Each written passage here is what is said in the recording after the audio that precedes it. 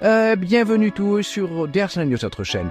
Je sais ce que vous pensez, Nadine. Pourquoi parler de guerre? Ne pourrions-nous pas aborder un sujet un peu plus joyeux? Et vous n'auriez pas tout à fait tort. Mais la vérité, c'est que pendant que nous vaquons à nos occupations, il existe des coins de cette planète ravagés par les conflits. Aujourd'hui, nous abordons un sujet grave, 10 pays aux prises avec la dure réalité de la guerre en 2025. Nous allons examiner le coût humain, le jeu d'échecs géopolitique et poser les questions difficiles sur les raisons pour lesquelles ces conflits persistent. Alors accrochez-vous, car les choses vont devenir sérieuses et franchement un peu déprimantes. Bienvenue sur notre chaîne. Aujourd'hui, nous plongeons au cœur d'un sujet grave, les 10 pays actuellement en guerre dans le monde en 2025. Commençons. Commençons par la Syrie, un pays synonyme d'un conflit qui est tragiquement devenu la norme. Depuis plus d'une décennie, la Syrie est ravagée par une guerre civile qui a débuté en 2011, initialement déclenchée par les soulèvements du printemps arabe. Imaginez toute une enfance disparue, engloutie par la guerre, des millions de personnes déplacées, des villes réduites en ruines et un nombre de morts stupéfiants que nous pouvons à peine concevoir. Mais il ne s'agit pas seulement de chiffres, n'est-ce pas? Il s'agit des histoires humaines, des familles déchirées, des avenirs anéantis.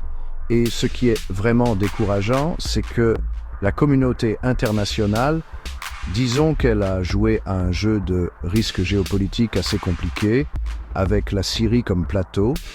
L'implication de diverses puissances étrangères n'a fait qu'attiser les flammes, transformant ce conflit en une guerre par procuration sans fin en vue.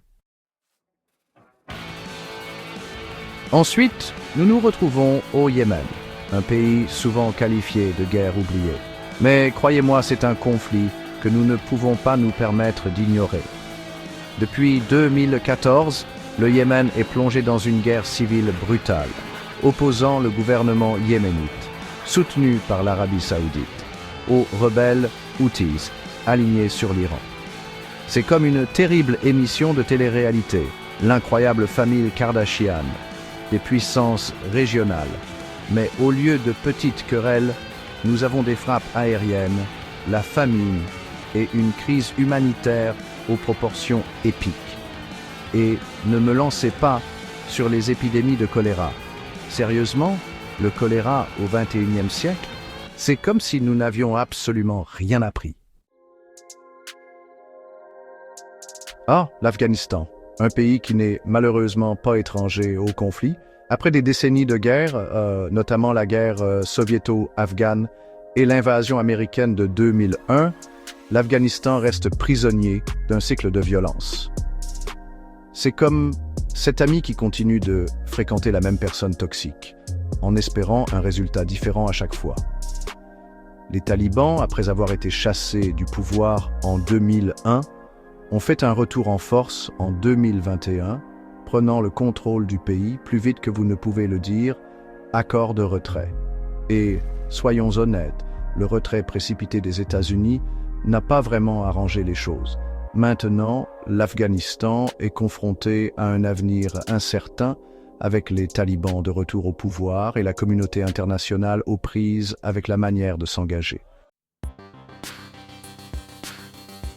Maintenant, portons notre attention sur l'Éthiopie, un pays souvent salué comme un phare de stabilité dans la corne de l'Afrique. Mais grattez sous la surface, et vous trouverez une nation aux prises avec des conflits internes, en particulier dans la région du Tigré. Le conflit, qui a éclaté en 2020, oppose le gouvernement éthiopien au Front de libération du peuple du Tigré, ou TPLF. Voyez cela comme une querelle familiale désordonnée, mais au lieu de SMS passif-agressif, nous avons des accusations de violation des droits de l'homme, de nettoyage ethnique et une véritable catastrophe humanitaire. La situation est désastreuse, avec des millions de personnes déplacées et confrontées à la famine. Parlons de l'Ukraine, un pays devenu un point central des tensions internationales. Le conflit, qui a commencé en 1914 avec l'annexion de la Crimée par la Russie, s'est considérablement intensifié en 2022 avec l'invasion russe à grande échelle. Soudain, le monde entier retenait son souffle, observant une nation souveraine attaquée sous nos yeux. C'est comme cette scène dans un film où tout le monde pensait que le méchant était vaincu, mais ensuite, coup de théâtre, il revient encore plus fort et plus déterminé à semer le chaos. Le conflit en Ukraine a envoyé des ondes de choc à travers le monde, provoquant une condamnation généralisée et des sanctions contre la Russie. C'est un rappel brutal que même au XXIe siècle, l'ambition territoriale et la quête du pouvoir peuvent avoir des conséquences dévastatrices. Le Myanmar, également connu sous le nom de Birmanie, est aux prises avec ses propres défis. En 2021, l'armée a pris le pouvoir lors d'un coup d'État, renversant le gouvernement démocratiquement élu et plongeant le pays dans le chaos. Des manifestations ont éclaté, rencontrant une répression brutale de la junte. C'est comme cet ami qui vous dit qu'il va bien, alors qu'il est clair que sa vie s'effondre. La situation au Myanmar nous rappelle brutalement que la lutte pour la démocratie et les droits de l'homme est un combat permanent. Et même si le monde n'y prête peut-être pas autant d'attention qu'il le devrait, le peuple du Myanmar continue de résister à l'emprise de l'armée sur le pouvoir.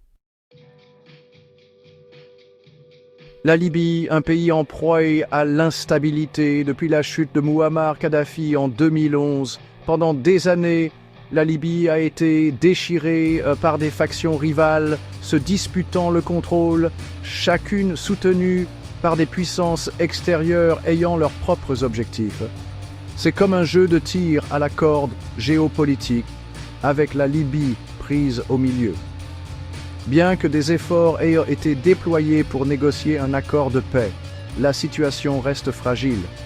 Cela nous rappelle que la construction d'une paix durable est un processus complexe et ardu, surtout lorsque des acteurs extérieurs ont un intérêt direct à maintenir les flammes du conflit. Le Soudan du Sud, la plus jeune nation du monde, a obtenu son indépendance du Soudan en 2011 pour plonger dans la guerre civile 2 ans plus tard. Quel début difficile, Matt. Le conflit, alimenté par des tensions ethniques et des luttes de pouvoir, a entraîné des souffrances humaines généralisées, des déplacements et une famine dévastatrice. C'est une illustration tragique de la rapidité avec laquelle les rêves d'un avenir meilleur d'une nation peuvent être anéantis par des conflits internes. Et bien qu'un accord de paix ait été signé en 2018, sa mise en œuvre reste fragile, laissant le Soudan du Sud au bord du précipice. Et enfin, nous arrivons à l'un des conflits les plus durables et les plus insolubles au monde, le conflit israélo-palestinien. Pendant des décennies, les deux parties ont été enfermées dans une lutte acharnée pour la terre, les ressources et l'identité. C'est un conflit aux racines historiques profondes, aux réalités politiques complexes et à un cycle de violence apparemment sans fin. De la bande de Gaza à la Cisjordanie, le coût humain de ce conflit est incommensurable. Bien que de nombreuses tentatives aient été faites pour négocier un accord de paix durable, une solution reste insaisissable. Le conflit israélo-palestinien est un rappel brutal que même au XXIe siècle, les griefs anciens et les récits contradictoires peuvent continuer à alimenter les conflits et les souffrances. Voilà donc un aperçu des 10 pays aux prises avec la dure réalité de la guerre en 2025. C'est un rappel qui donne à réfléchir. Pendant que nous vaquons à nos occupations quotidiennes, des millions de personnes dans le monde sont confrontées à des difficultés inimaginables. Mais c'est aussi un appel à l'action. Nous ne pouvons pas nous permettre d'être des observateurs passifs. Nous devons rester informés, faire entendre notre voix et exiger mieux de nos dirigeants. Car en fin de compte, la paix n'est pas seulement l'absence de guerre, c'est la présence de la justice, de l'égalité et d'un monde où chaque vie humaine est valorisée. Merci d'avoir regardé.